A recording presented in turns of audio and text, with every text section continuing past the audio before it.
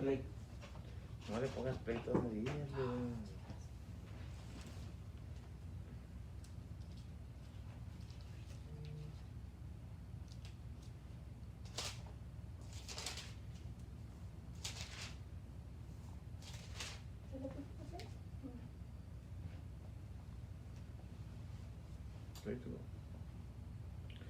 Ok, hermanos, muy buenas tardes. Dios los bendiga.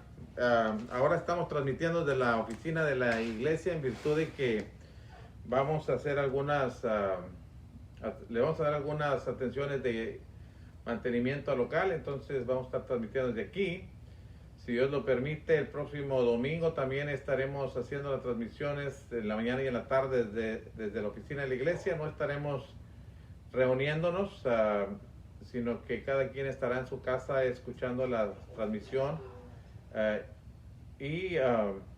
Esperamos que de este miércoles en 8 días ya podamos volver a reanudar nuestras actividades. Así es de que les agradecemos a los hermanos que se están conectando ahorita para la clase.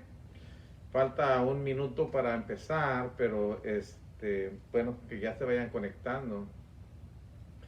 Mientras estamos aquí, el hermano Marcos, la hermana Verónica y la hermana Cheli, que nos van a ayudar con la dirección de los cantos, Marcos.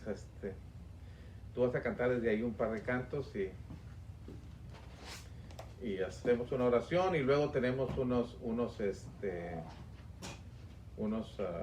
tenemos la meditación de la palabra de Dios.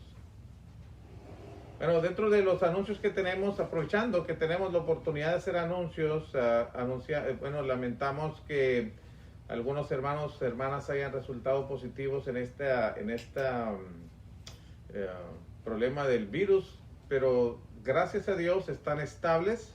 Otros hermanos también que habían estado algo delicados están estables, gracias a Dios. Y seguimos orando en favor de nuestros hermanos que en otras congregaciones y en otras ciudades están también algunos hospitalizados desafortunadamente, otros en sus casas, pero que Dios les bendiga y que pronto vuelva su vida a la normalidad. Dentro de los planes que tenemos para la congregación, hermanos, es que vamos a implementar estos mecánica para los servicios, y alguna de ellas es que vamos a checar la temperatura a los hermanos para que puedan, cuando vayan ingresando, puedan, les podamos checar la temperatura. Vamos a mantener con el cubrebocas durante los servicios y tener sanitizer para que se puedan, pero tener más para que puedan hacer uso de él, y además tratar de mantener, ya Marcos ha comprado un producto que le da es para, ¿cómo se dice? Desinfectar, estaba buscando una palabra más bonita, pero y queremos buscar algo un poco más que más profesional le den una atención al local de la iglesia, para que todos ustedes se puedan sentir confiados, seguros, y que con la protección de Dios y la atención que le demos, las cosas que vamos a implementar, pues que todo sea para su propia seguridad y confianza, y que los servicios que tengamos a nuestro Dios puedan hacerse sin ningún temor o sin ninguna incertidumbre. Deseamos que estén bien donde quiera que se encuentren, hermanos, que Dios los bendiga, y vamos a orar. Ya estamos en el tiempo, vamos a orar, y después vamos a pedirle a Marcos que desde su lugar nos dirija en un par de cantos, y después vamos a tener nuestra clase. Recuerden que vamos a seguir estudiando la carta a los Colosenses. Estamos en el capítulo 1, en el versículo 3 al versículo 8, y hoy vamos a hablar acerca particularmente nos vamos a concretar en estudiar la naturaleza del Evangelio, las características, cómo es el Evangelio, en qué consiste. Cuando pensamos en la naturaleza, Pensamos en todas esas cosas. Así es de que el tema es la naturaleza del Evangelio y ahorita lo vamos a comentar. Ahorita lo vamos a comentar para que todos podamos tomar apuntes o estar ahí con nuestras Biblias en Colosenses capítulo 1. Vamos a orar, hermanos. Padre nuestro, le damos gracias por permitirnos esta oportunidad de llegar a casa de nuestros hermanos por este medio y poder mantenernos en comunión de su palabra y en comunión en la comunicación que tenemos con usted por medio de la oración. Y deseamos, Padre, encomendar en sus manos nuestras vidas y particularmente la vida de nuestros hermanos que están saliendo de este problema de salud que estaban teniendo, otros que están todavía en ello, y a unos y a otros le pedimos, Padre, que los bendiga. No solamente nuestros hermanos de la congregación, sino los hermanos de la iglesia en donde quiera que se encuentren. Pedimos, Padre, que su mano les asista y que nos proteja, y que aquellos que ya han sido alcanzados con este virus, usted les ayude a salir sin ningún problema. Padre, encomendamos en sus manos la vida de nuestra familia y la vida de la iglesia donde quiera que estén nuestros hermanos. Ayúdenos a seguir haciendo su voluntad, no obstante las circunstancias. Ayúdenos a seguir predicando su palabra y que su pueblo pueda ser edificado, y quienes tienen el tiempo de escucharnos puedan también ser favorecidos con el conocimiento de su verdad. Le amamos y deseamos siempre glorificarle, pero siempre necesitamos su ayuda para lograrlo, Padre. Así es de que encomendamos nuestras vidas en sus manos. En el nombre de Cristo Jesús. Amén. Amén. Marcos. Número 142. ¿Y yo? ¿Están listos? Entonamos. Oigo la voz Del buen pastor en espantosa soledad, llama al cordero que en temor vaga en la densa oscuridad, llama aún con bondad, quiere darte libertad. Ven a mí con amor, dice Cristo el Salvador. Quien ayudar quiere a Jesús, a los perdidos a buscar. Difunda por doquier la luz del Evangelio a predicar. Llama aún con bondad, quiere darte libertad. Ven a mí con amor, dice Cristo el Salvador. Triste desierto el mundo es, rodeado de peligros mil. Bendice Cristo a la mies, trae mis ovejas al redil. Llama aún con bondad, quiere darte libertad. Ven a mí con amor, dice Cristo el Salvador. Himno 97. 97.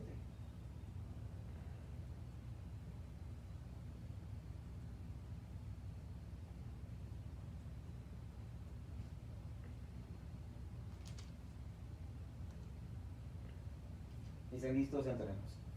Quiero Seguir las pisadas del Maestro, quiero ir en pos de mi Rey y Señor, y modelando por él mi carácter, canto con gozo a mi Redentor. Qué hermoso gozo es seguir las pisadas del Maestro, siempre en la luz, cerca de Jesús. Qué hermoso es seguir las pisadas del Maestro, en su santa luz. Ando más cerca de Él que me guía, cuando el maligno me quiere tentar. Siempre confiando en Cristo mi fuerte, debo con gozo su nombre ensalzar. Qué hermoso es seguir las pisadas del Maestro, siempre en la luz, cerca de Jesús. Qué hermoso es seguir las pisadas del Maestro, en su santa luz. Sigo sus pasos de tierno cariño, misericordia, amor y lealtad. Viendo hacia Él por el don de la gracia, voy al descanso, gloriosa ciudad. Qué hermoso es seguir las pisadas del Maestro, siempre en la luz, cerca de Jesús. Qué hermoso es seguir las pisadas del Maestro, en su santa luz. Quiero seguir las pisadas del Maestro, siempre hacia arriba con Él quiero andar. Viendo a mi Rey en gloriosa hermosura, con Él en gloria podré descansar. Qué hermoso es seguir las pisadas del Maestro, siempre en la luz, cerca de Jesús. Qué hermoso es seguir las pisadas del Maestro, en su santa luz. Ok, hermanos, una vez que hemos cantado esos himnos y que nos motivan a seguir adelante, quiero seguir las pisadas del Maestro, y la intención es, con ese canto, mantener fresca nuestra motivación, nuestro interés para servir a nuestro Dios. Y el apóstol Pablo, estando en la cárcel, en la prisión de Roma, escribe esta carta a los colosenses. Si usted está allá conmigo en Colosenses capítulo 1, escribe esta carta. Y por ahí del año 60 al 63 es que escribe esta carta, después de Cristo. Y aunque no conoce esta iglesia, la información que el apóstol Pablo no conoce esta congregación en Colosas, Epafras, el predicador de esa congregación, que usted puede leer en el versículo 7, le ha dado los informes que ahora el apóstol Pablo lo mueven a escribir a esta congregación, para reconocerles su fe en Jesucristo, su amor por todos los santos y la esperanza que tienen en los cielos. La palabra de Dios dice en el versículo 3 al versículo 5, de las cuales cosas el apóstol Pablo da gracias a Dios, diciendo: siempre orando por vosotros, damos gracias a Dios, Padre de nuestro Señor Jesucristo, habiendo oído de vuestra fe en Cristo Jesús y del amor que tenéis a todos los santos, a causa de la esperanza que os está guardada en los cielos, de la cual ya habéis oído por la palabra verdadera del Evangelio. Si seguimos el hilo del pensamiento del apóstol Pablo, si seguimos cómo viene escribiendo, encontramos algunas cosas que el miércoles pasado ya habíamos comentado. Una, que el método que el apóstol Pablo utiliza. Él regularmente en sus cartas primero exalta las cualidades o las virtudes de la congregación a la cual escribe, antes de abordar el tema en cuanto a los errores que ellos puedan estar, que esa congregación pueda estar teniendo. Y lo que exalta no son palabras bonitas meramente, sino son realidades. Él no está diciendo, no está usando palabras solamente para hacer sentir bien a los hermanos, en este caso los hermanos en Colosas, sino que dice cosas que son ciertas, que a él le han informado, que él cree y de las cuales da gracias a Dios. Y como mencionamos el miércoles pasado, tenemos que aprender del apóstol Pablo a saber abordar a un hermano, hermana o hermanos cuando vamos a hacerles observaciones respecto a algunas cosas que no están haciendo bien. Primero hay que exaltar las cosas que ellos están haciendo bien, que han hecho bien, para después presentarles el problema. Esa es una manera de preparar el corazón de estos hermanos para que reciban la exhortación, para que reciban la corrección que ellos necesitan. Bueno, eso es lo que hace el apóstol Pablo. La segunda cosa que vimos es que el apóstol Pablo acostumbraba a orar frecuentemente a Dios, dando gracias por cosas específicas que oía de otros hermanos, no solamente por sus propios éxitos espirituales o sus propias bendiciones recibidas, sino que daba gracias a Dios por lo que otros hermanos estaban logrando hacer para la gloria de nuestro Padre.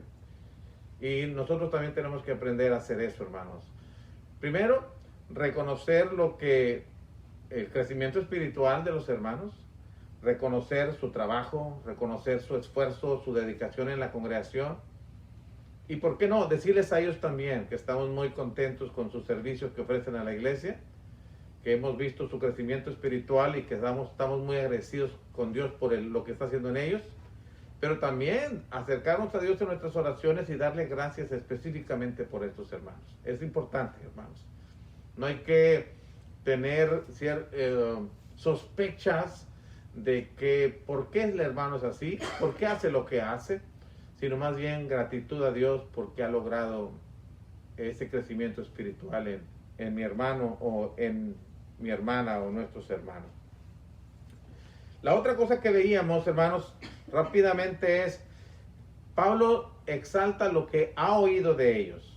De otra vez, Pablo no conoce esta congregación, no ha estado allí, pero ha oído cosas buenas de ellos. Y en el verso 4 dice, habiendo oído de vuestra fe en Cristo Jesús y del amor que tenéis a todos vosotros, o a todos los santos. La fe en Cristo. Cuando pensamos en la fe, no estemos pensando solamente en una mera creencia intelectual, hermanos. No solamente en aceptar ciertas verdades en nuestra mente, sino que fe va más allá.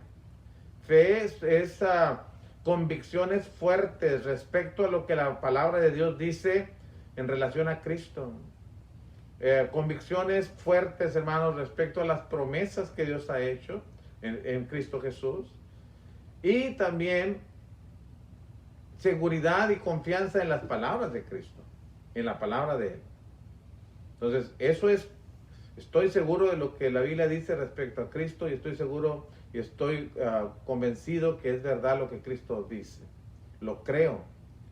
Pero al mismo tiempo, esa fe se tiene que mostrar en una vida obediente. Eso es parte de la fe. La fe no, por eso decía que la fe no es meramente algo que uno cree intelectualmente, sino que esa fe es una fe que se expresa en obediencia a Dios. Y ayer, veíamos Santiago capítulo 2, cómo desde el 14 hasta el 26, el Santiago siempre está diciendo, muéstrame tu fe sin tus obras, y yo te mostraré mi fe por mis obras. ¿Cómo podríamos demostrar una fe sin obras? Eso es imposible. Es imposible. Entonces, la fe se manifiesta a través de la obediencia a la palabra de Dios. Y otra cosa que veíamos también es que hay una estrecha relación entre la fe y el amor. Entre la fe y el amor. De hecho, hay una estrecha relación entre la fe, el amor y la esperanza. las encontramos aquí, las vimos en primera los Tesalonicenses capítulo 1 versículos 3 al 5 y las vemos en 1 Corintios capítulo 13 versículo 13. La fe, la esperanza y el amor. Y aquí las tres están muy íntimamente relacionadas. Y si vemos particularmente la relación que hay entre la fe y el amor, podemos ver, hermanos, que uno puede decir que tiene fe, y una fe extraordinaria. Pero el apóstol Pablo dijo, quiero volver ahí a 1 Corintios capítulo 13, particularmente el versículo 2, cuando el apóstol Pablo dice, y si tuviera profecía, 1 Corintios 13, 2, y si tuviese profecía y entendiese todos los misterios y toda ciencia, noten, y si tuviese toda la fe, de tal manera que trasladase los montes, y no tengo amor, nada soy. Bueno, aquí el énfasis que quiero poner es, Pablo dice, puedo tener mucha fe, pero si no tengo amor, nada soy. Entonces, puedo hacer cosas muy poderosas mediante la fe, pero si no tengo amor, estoy limitado. Entonces, la fe y el amor están estrechamente relacionados. Otro texto que conecta la fe, las obras y el amor. No puedes tener fe sin obras y no puedes tener amor sin acciones también. Entonces, la fe, las obras y el amor estrechamente relacionadas. En Gálatas capítulo 5 versículo 6 dice Pablo así, porque en Cristo Jesús ni la circuncisión vale algo, ni la incircuncisión, sino la fe, observen esto, sino la fe que obra. Ok, pero la fe obra por el amor, por el amor. Entonces, el amor y la fe están muy relacionados para que sea una fe activa, para que sea un amor manifiesto. Muéstrame que me amas, dijo el Señor Jesucristo, por ejemplo, en Juan capítulo 14, versículo 15. Si me amáis, guarda mis mandamientos. Guarda mis mandamientos. Entonces, están estrechamente relacionadas estas dos. Sin embargo, si usted vuelve conmigo a Colosenses capítulo 1, en el versículo 5, podemos ver que ha causado que estos hermanos tengan esa fe en Jesucristo y que ha causado que estos hermanos tengan amor entre ellos mismos. Un amor que no hace excepción de personas, un amor los unos para con los otros. El texto lo dice, a causa de la esperanza que os está guardada en los cielos. A causa, la palabra, esa es la que conecta lo demás. Bueno, la esperanza que ellos tienen en los cielos ha causado esa fe que tienen en Cristo Jesús y ese amor que tienen para sí mismos. Los unos para con los otros, quise decir. Los unos para con los otros. Y es obvio entender esto y debería ser muy lógico que cuando dos personas tienen una misma esperanza y esa esperanza está guardada en los cielos y esa esperanza significa compartir con Dios la eternidad y con aquellos que juntamente con nosotros van a compartir con Dios la eternidad, obviamente nos debemos amar y obviamente debemos desarrollar esa confianza en Cristo Jesús por medio de la cual tenemos acceso a esta esperanza. Bueno, y eso que va a pasar en el cielo, el amarnos permanentemente, tenemos que empezar a practicarlo en la tierra. Por eso se dice que la iglesia es un pedazo de cielo en la tierra. La iglesia es un pedazo de cielo en la tierra porque lo que va a pasar en el cielo ya lo debemos practicar, ya lo debemos estar practicando en la tierra. En el servicio a Dios tenemos que empezarlo a practicar. No tenemos que esperar al cielo para empezar a obrar en favor de Dios. El amarnos unos a los otros, tenemos que empezar a hacerlo. No tenemos que esperar hasta llegar al cielo para amarnos y respetarnos. Igual, si tenemos que hablar de fidelidad y de santidad. pues no tenemos que esperarnos hasta estar allá. Si nos esperamos a estar allá, nunca la vamos a hacer, no vamos a llegar, porque eso se empieza aquí. Pero bueno, la esperanza es la que ha causado esta fe en Jesucristo y ese amor para todos los santos, es decir, para todos los hermanos. Pero noten la idea, cómo hay conexiones, cómo viene desdoblando sus ideas el apóstol Pablo de manera que nos las presenta para que las podamos entender. Ahora, esa esperanza que ha causado ese amor y esa fe, ¿de dónde la obtuvieron? ¿De dónde obtuvieron esa esperanza? El texto mismo lo dice, capítulo 1, versículo 5. Dice, a causa de la esperanza que os está guardada en los cielos, de la cual, hablando de la esperanza, de la cual ya habéis oído por la palabra verdadera del Evangelio. ¿Cómo lo oyeron? ¿Cómo supieron de esa esperanza? Por el Evangelio que oyeron, la palabra verdadera del Evangelio. Entonces, si lo pusiéramos en ese orden, ellos oyeron el Evangelio. Ese Evangelio incluye esperanza, produce fe y amor entre sus miembros. Amor para Cristo y amor para todos los santos. Fe en Jesucristo. Entonces, ese Evangelio, hermanos, quienes hemos oído el Evangelio, nunca escuchamos que debiéramos vivir una constante contienda unos con otros, porque el Evangelio, el apóstol Pablo lo presenta como el Evangelio de la paz, paz con Dios, paz con los demás, aún paz dentro de uno mismo. Es el Evangelio de la paz, ¿no? Entonces, cuando se nos presentó el Evangelio, se nos habló de eso, de manera explícita o por medio de otras lecciones que enseñaban esa verdad, que Dios nos invita a la paz.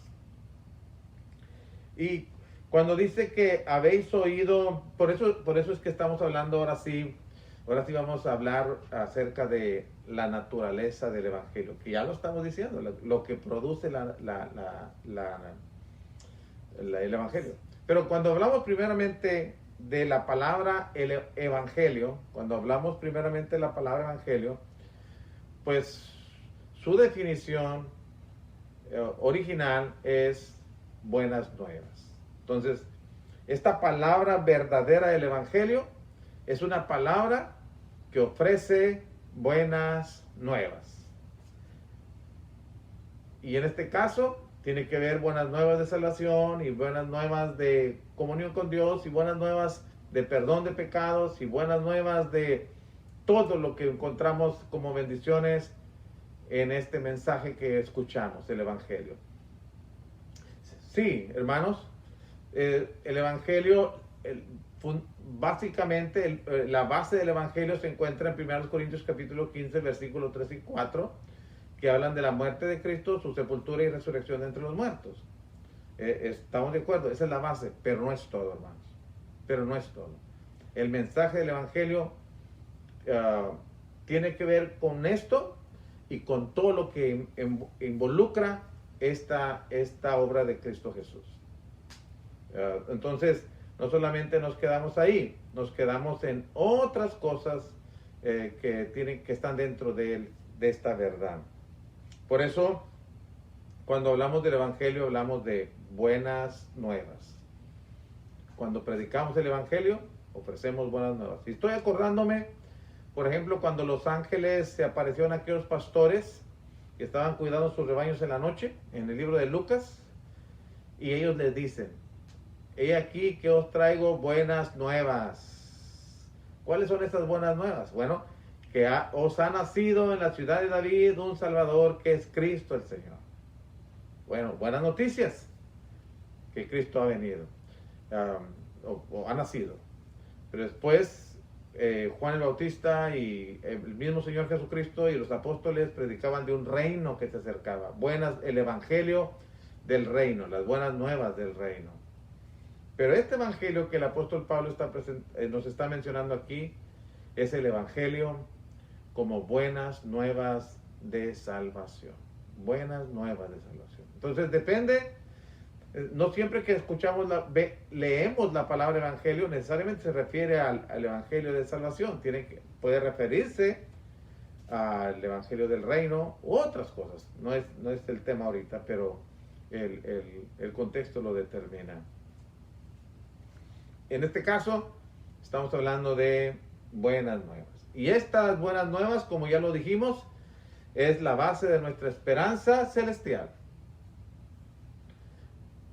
Es decir, que en este mensaje del evangelio, hermanos, es donde nosotros oímos de esa esperanza. Es donde se nos ofrece esa esperanza. Y es donde se nos dice cómo obtener esa esperanza, cómo lograr esa bendición. Entonces, si esta es la palabra verdadera del evangelio por medio de la cual nosotros conocemos de la esperanza, sabemos cómo obtenerla, no tenemos que andar buscando en otros libros, por ejemplo, no tenemos que andarlo buscando por otros medios, no tenemos que andarlo buscando por otras religiones inclusive, y no tenemos que andarlo buscando por medio de la ciencia. La esperanza del cristiano se encuentra en el mensaje del evangelio. Y esto lo digo porque es uno de los problemas que el apóstol Pablo va a enfrentar aquí, es que en Colosas había muchas ideas, muchas doctrinas, muchas enseñanzas, y que parecía que se estaban infiltrando en la iglesia. Más adelante lo vamos a ver. Pero Pablo ya de entrada les está diciendo, hermanos, si ustedes han oído de la esperanza del evangelio, de la esperanza que está en los cielos, es por medio del evangelio. No tienen que andar buscando en otra parte más. No hay otros libros. Ahorita hay muchas ofertas de esperanzas de una vida mejor, de condiciones de salud, de esto y lo otro. Bueno, nuestra esperanza está en los cielos, hermanos, y debemos quedarnos en ello.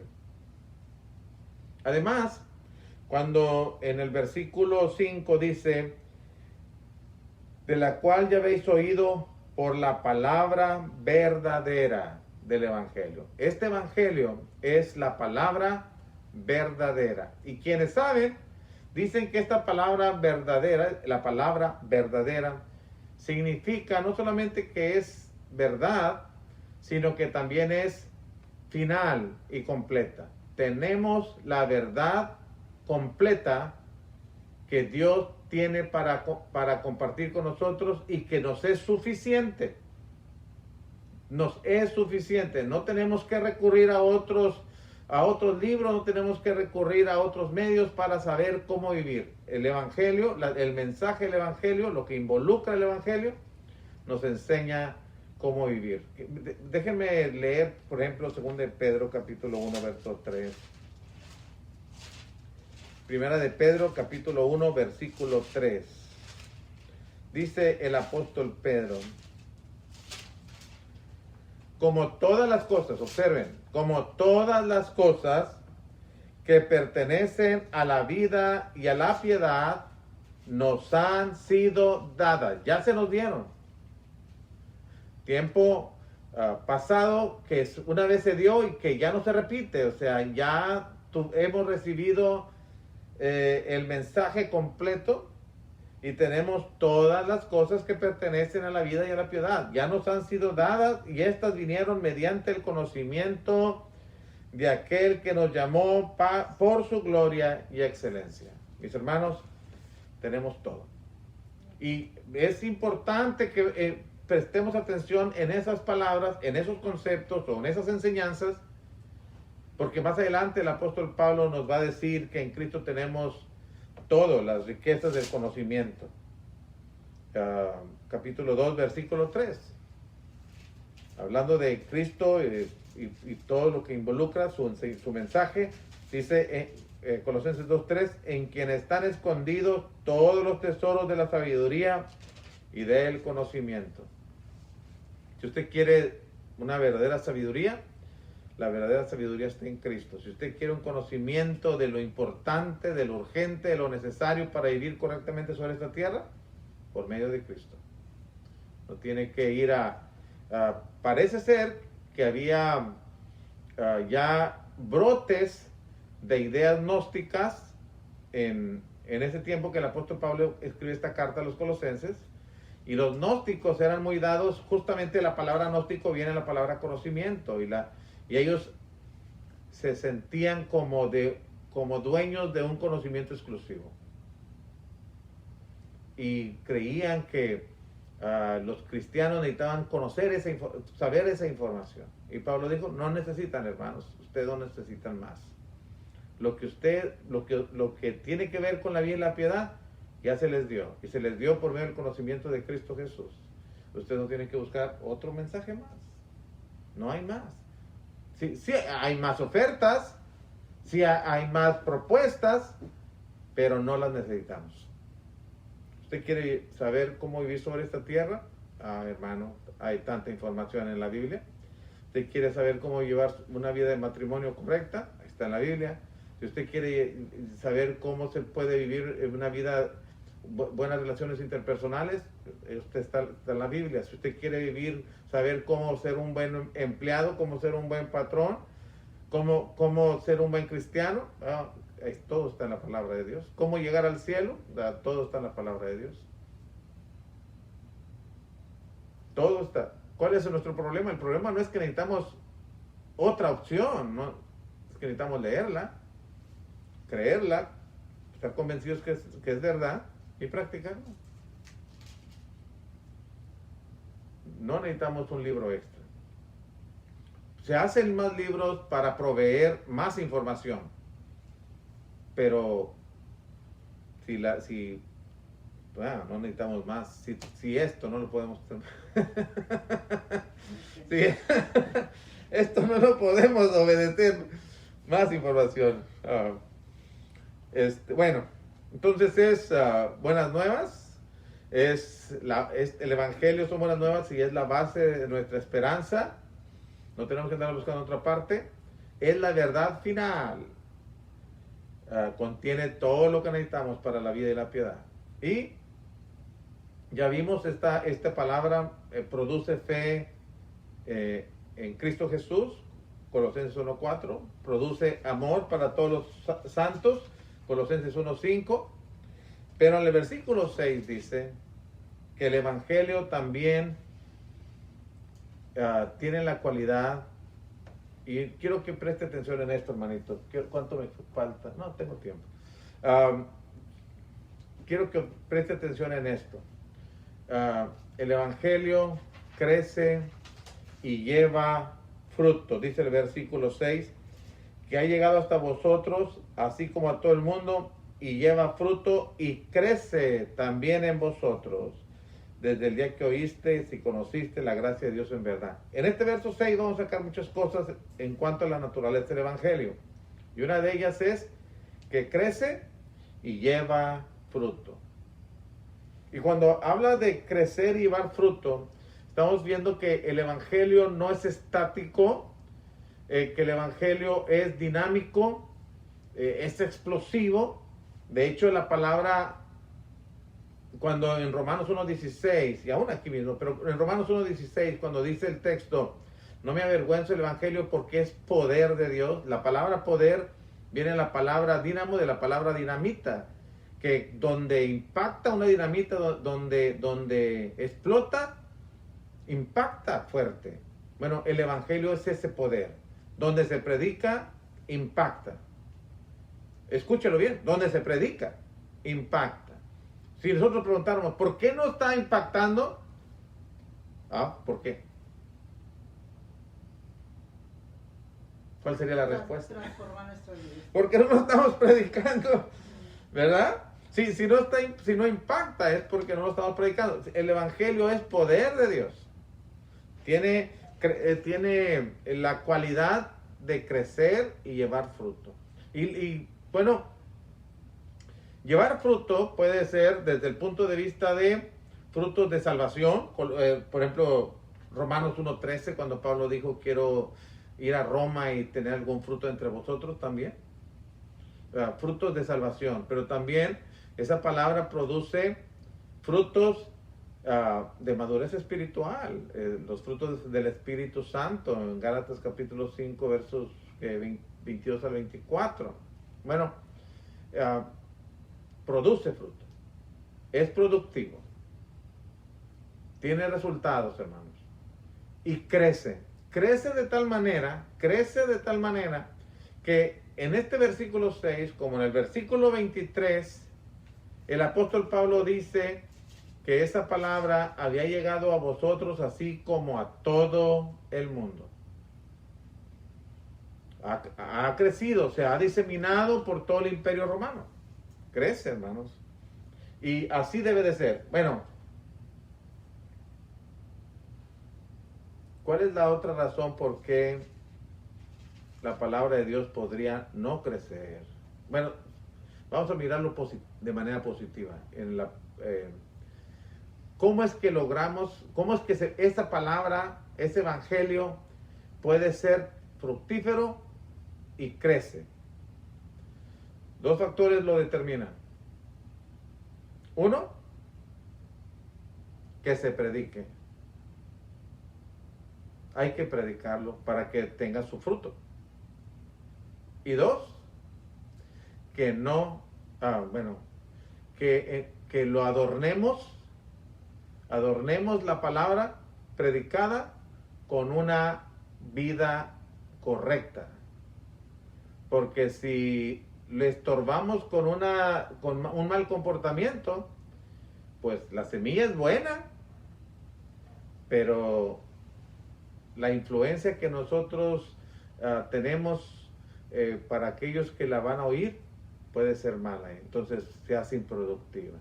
Entonces, mi hermano, mi hermana, hermanos todos, sigamos confiando en que es el poder de Dios para salvación. Es el poder, no es un poder, sino como si hubiera otras posibilidades, sino que es el único. Es el poder de Dios para salvación. No lo subestimemos, prediquémoslo y no lo estorbemos con malas acciones nuestras delante de los hombres, y que la palabra que les podamos predicar no dé el resultado para el cual Dios la mandó. Eso sería una responsabilidad nuestra. No es tirar la semilla a golpe, es saber sembrar.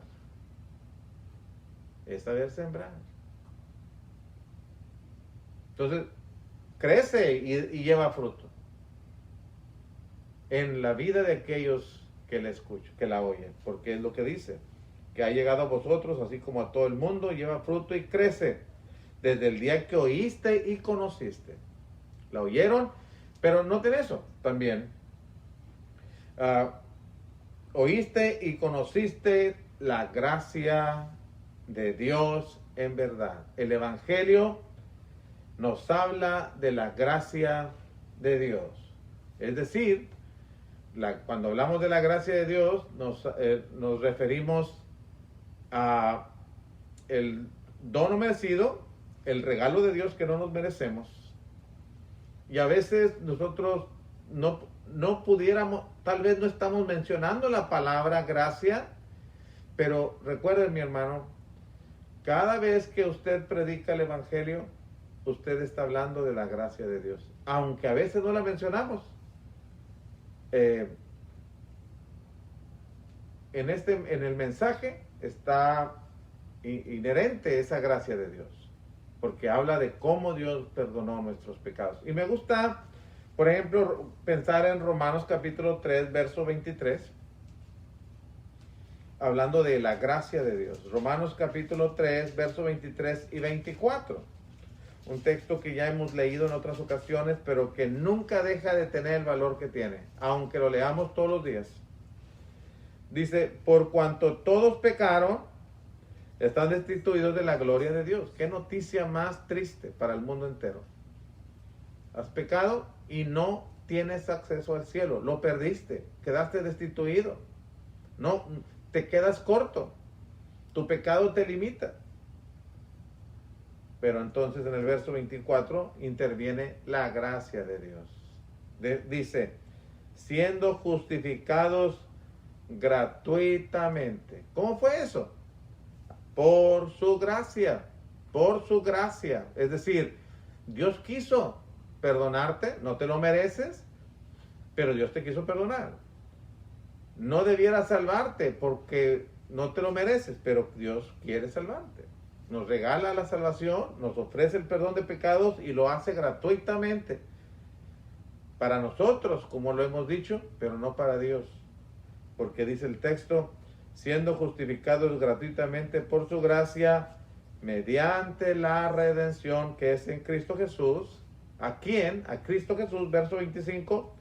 Dios puso como propiciación por medio de la fe en su sangre para manifestar su justicia a causa de haber pasado por alto en su paciencia los pecados pasados.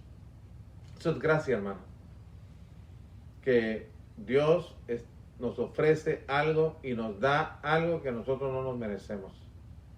Y que para que nos lo diera, Cristo tenía que morir. Por eso cuando hablamos del Evangelio, hablamos del sacrificio de Cristo y las bendiciones que nos trajo.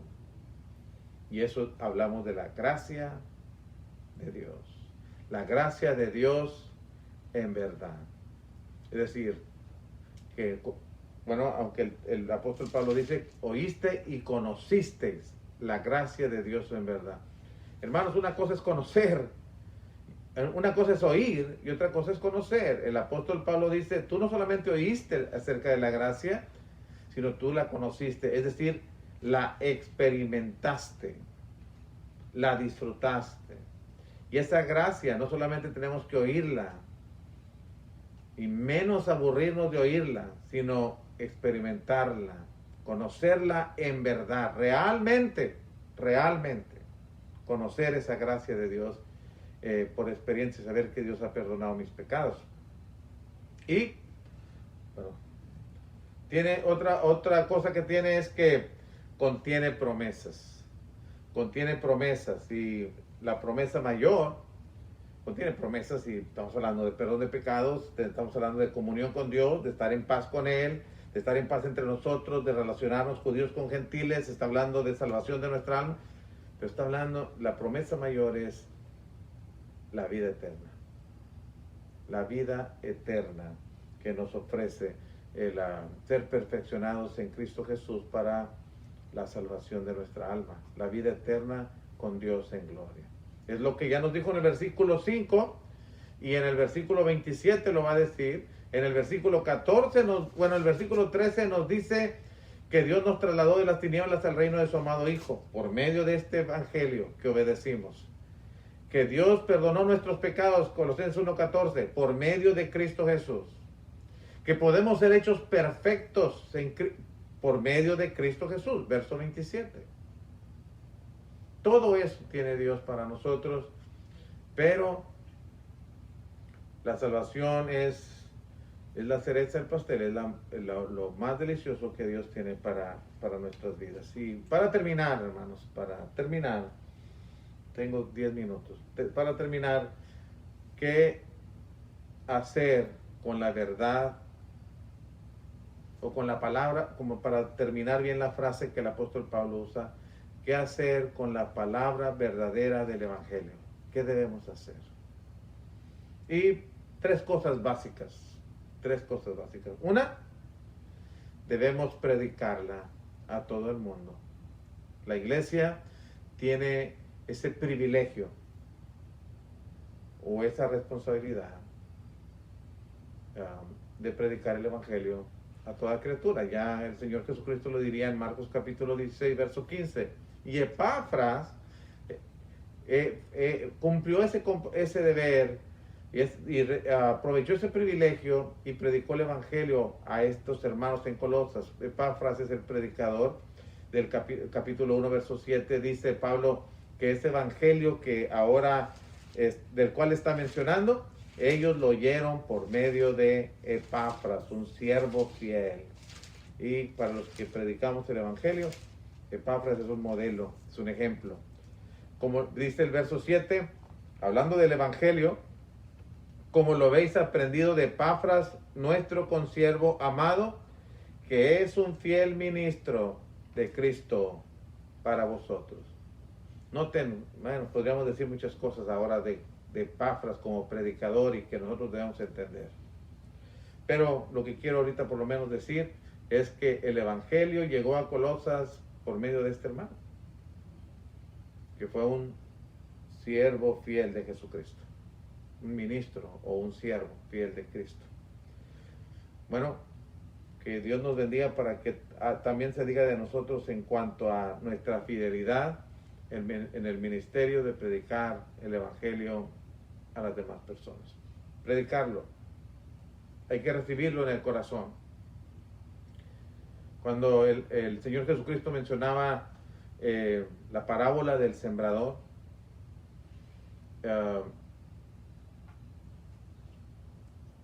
la semilla es el común denominador. La misma semilla se sembró en 4 tipos de tierra. Y en Lucas capítulo 8, versículo 11, déjame asegurarme, pero sí, debe ser. Lucas capítulo 8, versículo 11, el Señor Jesucristo dice que la semilla es la palabra de Dios. ¿Sí? Dice, esta es pues la parábola. La semilla es la palabra de Dios. Entonces, esta semilla se sembró en 4 tipos de tierra, pero una cuarta parte era tierra fértil donde la palabra dio fruto, que fue un corazón bueno y noble. Esta palabra tiene que ser sembrada, ser recibida. Y estoy hablando ya no del que siembra, del que la predica. Ahora estamos hablando del que la escucha. Si usted está escuchando el Evangelio, usted está escuchando la palabra de Dios, tiene que recibirla con un corazón bueno, con un corazón noble, dispuesto a hacer la voluntad de Dios, porque solamente un corazón así le da una buena utilidad a esa palabra que recibió, a esa semilla que fue sembrada. Si usted nota, usted leerá en su casa con más calma esta parábola y se va a dar cuenta que 3 tipos de tierra o 3 corazones no dieron resultado, no dio fruto esa palabra, solamente en el cuarto. Bueno, ¿qué tipo de corazón es el suyo donde la palabra de Dios está siendo sembrada? ¿Cómo la está recibiendo usted? ¿Con qué actitud la está recibiendo? ¿Qué valor le da? ¿Y qué está haciendo con ella? Bueno, hay que recibirla en el corazón. Y la tercera cosa es, no solamente hay que predicarla, quienes ya somos cristianos, sino no solamente hay que recibirla en el corazón a quienes nos están escuchando, pero también hay que obedecerla de corazón a fin de que esa palabra pueda santificar su vida. Juan capítulo 17, versículo 17 dice, palabras del Señor Jesucristo, a su Padre, santifícalos en tu verdad, tu palabra es verdad. Esta palabra del Evangelio, esta palabra verdadera del Evangelio, puede producir en nosotros santidad, nos santifica, nos santifica. Cuando la obedecemos, primera de Pedro capítulo 1, verso 22 al 25, si usted observa, en el verso 22 habla, habiendo purificado vuestras almas por la obediencia a la verdad. Pero no sabemos cuál es esa verdad. Pero cuando llegamos al verso 25, nos dice específicamente, en el verso 23 dice que es una simiente incorruptible. Otra vez, la semilla. Aquí la palabra de Dios la presentan como una semilla, pero una semilla incorruptible. Pero el versículo 25 nos dice de qué se trata esa semilla, de qué se trata esa palabra de verdad, que puede purificar nuestras almas. Dice la última parte del verso 25, que es por el Evangelio.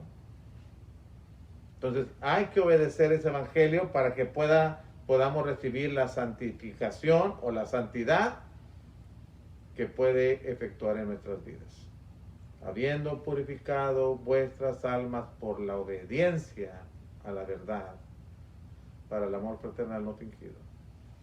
siendo renacidos, dice el verso 23, no de simiente incorruptible, sino de incorruptible, por la palabra de Dios, que vive y permanece para siempre. Verso 25, y esta es la palabra que por el Evangelio os ha sido anunciada. Si me falta un pedacito del verso 25, no me acuerdo. Pero es la palabra que por el Evangelio os ha sido anunciada.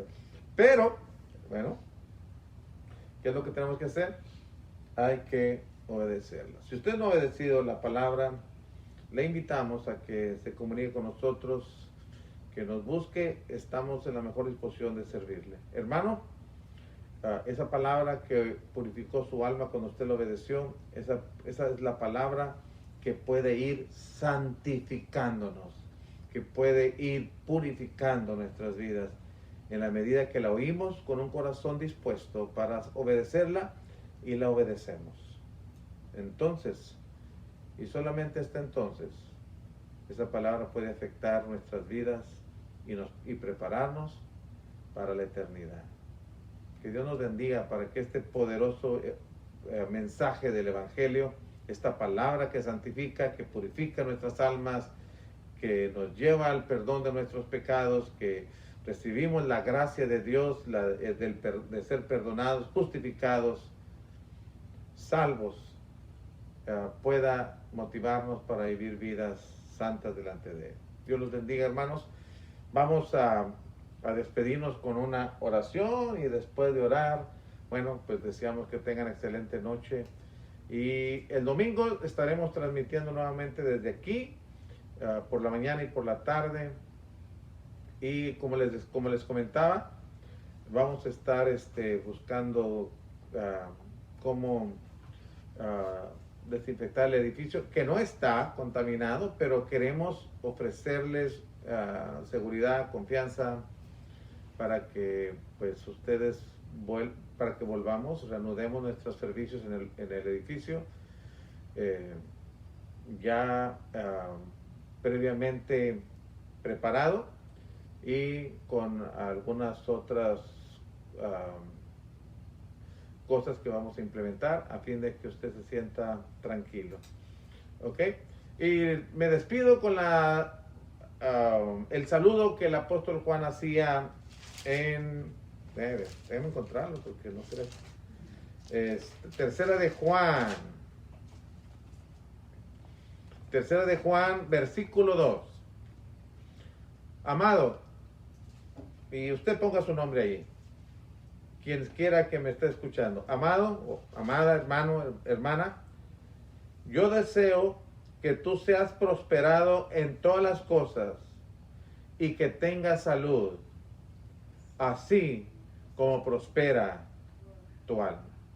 Que la prosperidad de su alma, hermana, esté sobre todas las cosas, pero que también tenga salud y que prospere en todo lo demás. Dios les bendiga. Vamos a orar. Marcos, ¿nos quieres despedir en oración? Después de orar, bueno, excelente noche para todos. Padre nuestro que estás en el cielo, santificado sea tu nombre. Señor, te damos gracias por esta oportunidad que nos das de estar aquí reunidos y haber escuchado una porción más de tu palabra. Te pedimos que estés con todos los hermanos que están pasando por esta crisis, que están pasando por esta enfermedad, que tienen familiares que están enfermos. Ayúdales y sánales si es tu santa voluntad. También te pedimos que nos ayudes, ya que vamos a ir para nuestros destinos diferentes. Te pedimos que nos ayudes y llegar a nuestros hogares y encontrar todo en paz. Te lo pedimos junto con el perdón de nuestros pecados. En nombre de Cristo Jesús se lo pedimos. Amén. Amén. Dios les bendiga, hermanos.